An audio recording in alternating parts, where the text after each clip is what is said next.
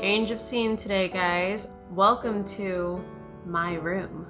The living room's a little noisy right now because the kids are watching TV. This room is nice and quiet. So this is where we're gonna record. I recorded our family home evening activity recently, and I wanted to share it with you guys and kind of point out some things that stuck out to me that I thought were kind of cool. Sure. Okay, so video begins. Brent points out that my zipper is down. At least I'm not on camera. It's cool. Okay, in the jars with our names on them, it's just water. In the jar with Jesus is water and bleach. In the sin jar, it's iodine. It's a cool little science experiment with a gospel lesson to it. I like this because I really think that there's a lot in science that can teach about God, patterns that God works after. The Book of Mormon tells us all things denote that there is a God, including and especially, I think, science. Who's this? Jesus. Jesus, that's right. There's Jesus. Okay, who's this? Me. Yeah. That's right. Who's this? My Bible. Good job. This was a really neat activity that I found on an Instagram called Come Follow Me Toddlers. I'll put their name down in the description. What is this? S-I-N. Can you say sin? Sin. Good job, Mina. Mina, can you say Jesus? So all of these jars are us.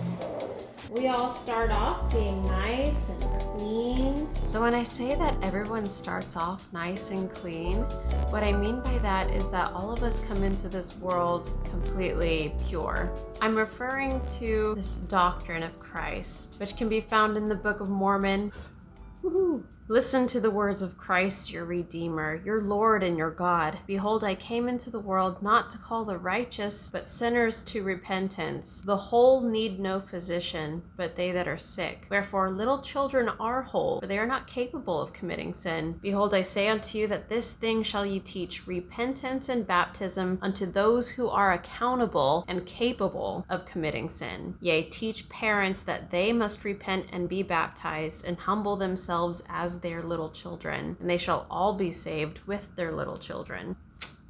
We're born sinless, without sin, incapable of sinning. If you think about it, babies and little children do not have a knowledge of good and evil. They spend their babyhood learning that. And because they don't have that knowledge, they're incapable of committing sin. If there's any questions about that, feel free to put it down in the comments. This was the awkward part where I realized, oh, how do I explain sin to my 3-year-old? But every once in a while, when we make a poor choice, like fighting with each other. I should have thought about that before I started the activity. I said some things that I wasn't really sure were maybe the best things to say. I looked up in the scriptures, specifically the New Testament. We can answer the question, what is sin? All unrighteousness is sin.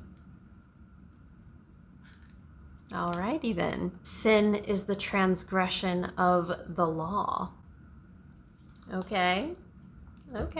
To him that knoweth to do good and doeth it not, to him it is sin. Knowing what good is and choosing the other thing anyway. That's sin. Alright, okay. Whatsoever is not of faith is sin. Does that mean that doubting is sin?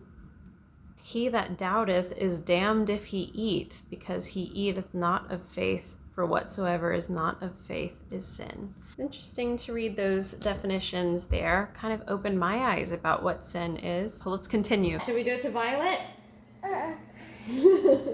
He sinned.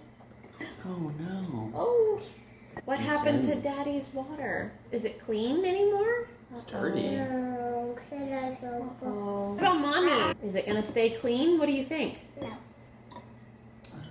Oh. No. Mommy sinned. Oh no, now it's dirty. What about Violet? Not good. When you yell and scream and don't go to bed easy. Just want to reiterate here that little children aren't capable of sin. So when I'm talking about Violet and Mina sinning, we're saying this just for the sake of including them in the activity. Oh, Mina. Oh, Mina. Oh no! How do we get clean again? What if Mommy tries to help Violet? No. Violet and Mommy are both still dirty. Can we do it ourselves? Why? No. What about Jesus Christ? Can Jesus help us? Did he ever make poor choices? Look at Mina. She's like, He didn't? She like knows what's up. And I just love this. She's shouting, water and Jesus. Even this 1.5-year-old has a very primary understanding of what's happening here. She sees the dirty water and she sees the clean water and she's shouting, water, water. He's the water. It's funny because this water and Christ thing kind of going together, because we see that throughout the scriptures, and this reference to Jesus Christ as being the one that these waters come from, these living waters. Christ stands up at the feast and he says, if any man thirst, let him come unto me and drink. And here's another one. I am Alpha and Omega, the beginning and the end. I will give unto him that is athirst of the fountain of the water of life freely. Whosoever drinketh of the water that I give him shall never thirst, but the water that I shall give him shall be in him a well of water springing up unto everlasting life. So keep those thoughts in mind as we continue. It's not dirty. Jesus Christ was perfect. He was always clean, and he stays clean. Do you think Jesus can help us? Do you think he can help Mina? I just love Violet's reaction to Mina's water becoming clean. She's just so happy. Wow. Do you think he can help Violet? And watch what happens after her jar is cleaned. Wow. Whoa. We need some more water for. Let's do some for Mommy and Daddy. Look at that. As soon as her jar is cleaned, the first thought that she has, okay, now we have to do that for Mommy and Daddy. This is something that happens whenever we feel a change within ourselves, this spiritual cleansing. It's palpable. We feel that something has changed me for the better. We want everyone else to experience that too, especially the people that we love the most. You can see that on this little scale and this little activity where Violet is experiencing that her jar became clean. She wants Mommy and Daddy's jar to be clean too. She says, we need to. She said, we need water for their jars too. I love it. And do you know how he helps us? Wow. We're clean again. Jesus Christ can help us be clean again when we repent. Interjecting again, I wanted to talk about repentance. A lot of people, they hear repentance and they think punishment. And that's not what repentance is. Punishment has nothing to do with repentance. Repentance is a choice that you make. It's a state of mind. It's a change in your state of mind. It's a turning to face Christ, focusing on him, making his lifestyle, his word, his teachings your priority. That's all repentance is. It's nothing more complicated than that. That's easy to explain to a child. Not that they need repentance, because again, they're not capable of sin. These are teachings that we're instilling in them for the time that they are accountable for the choices that they make. We just turn to him. That's all we have to do is turn to Jesus Christ for help, and he helps us.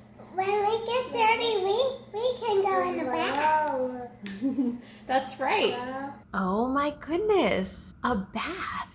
All of the water symbolism in the gospel. I love that she mentions the bath, because one facet of the gospel of Jesus Christ, one step, if you will, is baptism. And baptism is a bath, basically. The physical immersion in water is symbolic of a spiritual cleansing that happens. And I love that Violet is making these connections. She doesn't specifically say baptism, but I know that she knows what baptism is. In this little activity about what Christ did for us in Gethsemane, I'm seeing that we're also teaching the gospel of Jesus Christ, and I'm realizing how inseparable these concepts are and how they all connect together. Cool, huh?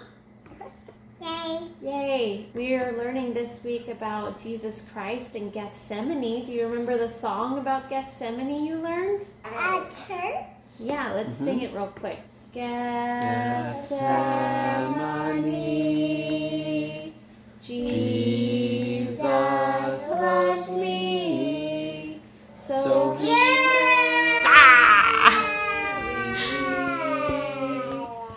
to Gethsemane. Yay! Yay! Jesus will help us because he loves us. Yeah, he loves you. Yeah, you. Violet. Heart. That's right, your heart. That's what you love with. My last little comment, I just love that Violet's pointing like this, right? And I'm thinking, oh, showing me that she knows that I mean that Jesus loves her, like herself. Then she says heart. And I realize that she's pointing to her heart. This is the place where she feels that, where she understands what love is and she knows where she feels it and she feels it in her heart. It's cool to see her make these connections between Jesus's love for her and where that love is felt. And it's felt here in her heart. These are big concepts that are being understood on a primary level by toddlers, a 1.5-year-old and a 3-year-old. I think that's a testament to the truthfulness of these things, is how easily they grasp them, how easily and how quickly they grasp them, and how happy they are too. That's all I have for you guys today. I hope you enjoyed watching our family activity. I hope that there's something that you learned, and I hope that what you watched inspired questions in you. Feel free to put those questions down at the bottom of this, or just hold on to them yourselves and ponder them. All right, I'm done. Thanks for watching.